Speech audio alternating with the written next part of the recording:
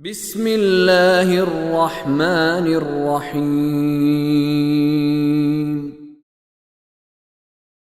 وما أصابكم يوم التقى الجمعان فبإذن الله وليعلم المؤمنين. اس کے مقابلے میں اجتہاد نہیں ہوگا. یہ افراط و تفریط ہے. کچھ کاموں میں شیعہ افراط کر جاتے ہیں, حد سے بڑھتے ہیں, اور کچھ کاموں میں پھر ادھر سے ریاکشن. ایک ہمارا یہاں آج جو ہمارے پاس دین ہے, اس کا اکثر حصہ جو ہے وہ کیا ہے, وہ ریاکشنز پر بنا ہوا. رد عمل, ایک نے غلط کیا دوسرے نے رد عمل دیا, وہ عقیدے بن گئے, وہ ہائی لائٹ ہو گئے. قرآن پیچھے چلا گیا, حدیث پیچھے چلی گئی, باقی ساری چیزیں اوپر آ گئی.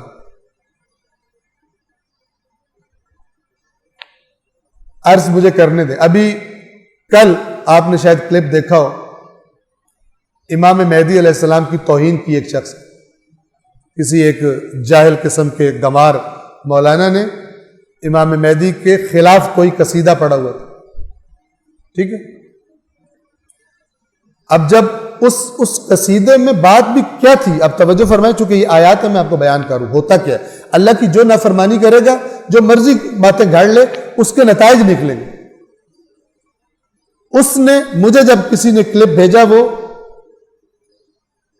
کہ ایک بندے نے یوں توہین کیا اور جناب SHO FIR نہیں کاٹ رہا تو فلان ہے. میں نے اس کو جواب میں لکھا, وہ قصیدہ, وہ جو قصیدہ کہہ رہا ہوں اس کو, جو پڑھ رہا تھا, جو شاعری پڑھ رہا تھا, ایک شاعری کے شر سے اللہ اس قوم کو نجات دلوائے, وہ اس نے اس قصیدے میں امام مہدی کے بارے میں نعوذ باللہ علیہ الصلاۃ والسلام ان کے بارے میں کیا فرمایا.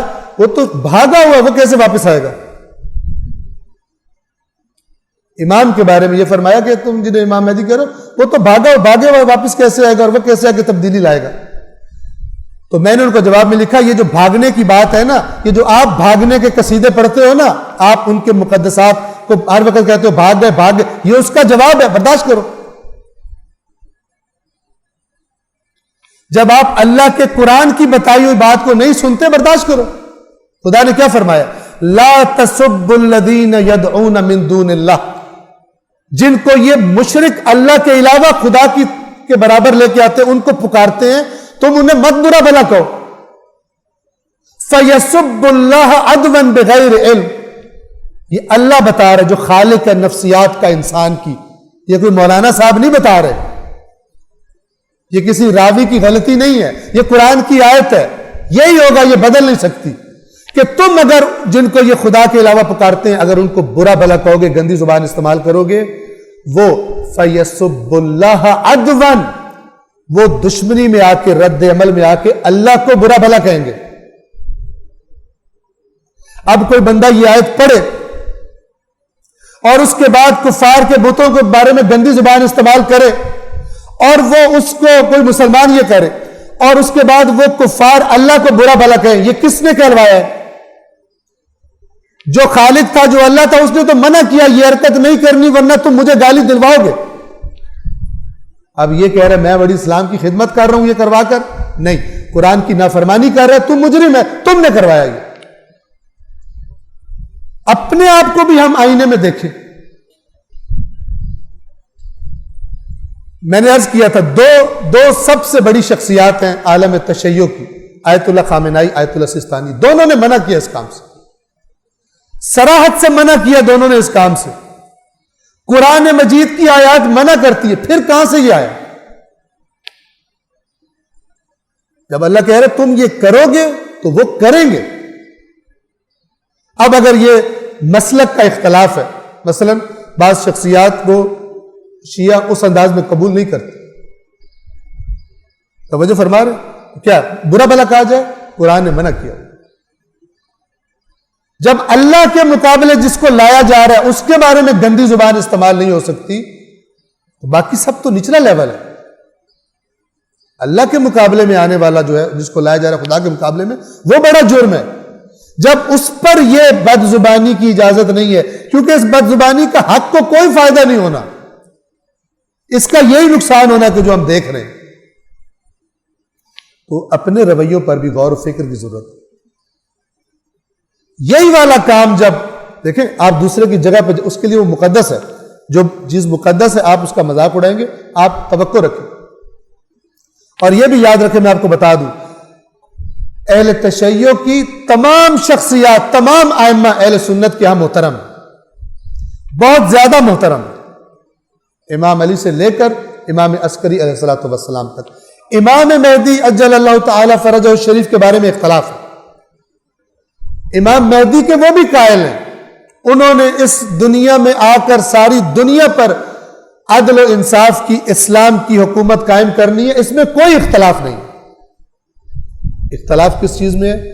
کہ وہ پیدا ہو چکے ہیں یا پیدا ہونا ہے، ان کی ولادت ہو چکی ہے یا ان کی ولادت ہونی ہے، اس میں اختلاف ہے ایک بات میں، باقی روایات بھی ایک جیسی۔ آپ توجہ فرما رہے ہیں؟ امام کے آنے میں تو کوئی شک نہیں۔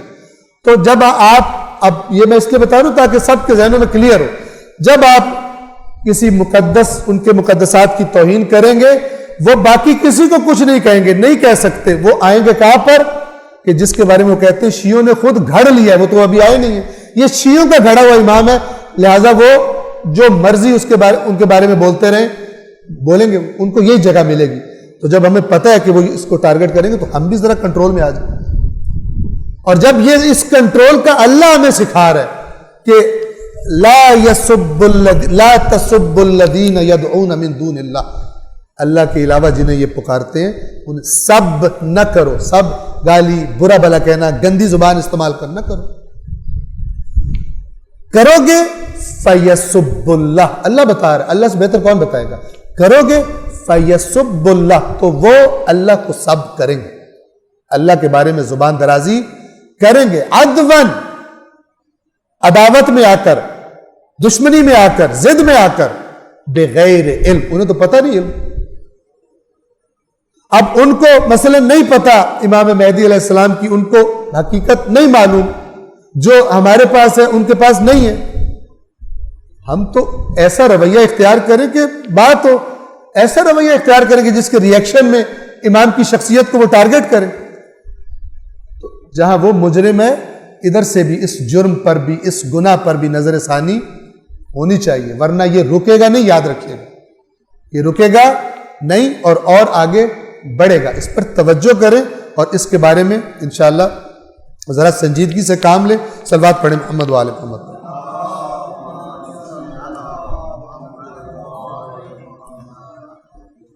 اور جو دونوں فریقوں کی جنگ کے دن جو تم پر مصیبت آئی تھی وہ اللہ کے اذن سے تھی، وَلِيَعْلَمَ الْمُؤْمِنِينَ، اور تاکہ اللہ مومنوں کو جان لے، یعنی اللہ آزماتا ہے، اللہ میدان جب لگاتا ہے تو وہاں پہ کھل کے پتہ چلتا ہے بھاگنے والے کا اور میدان میں ٹکنے والے کا۔ صدق اللہ العلی العظیم۔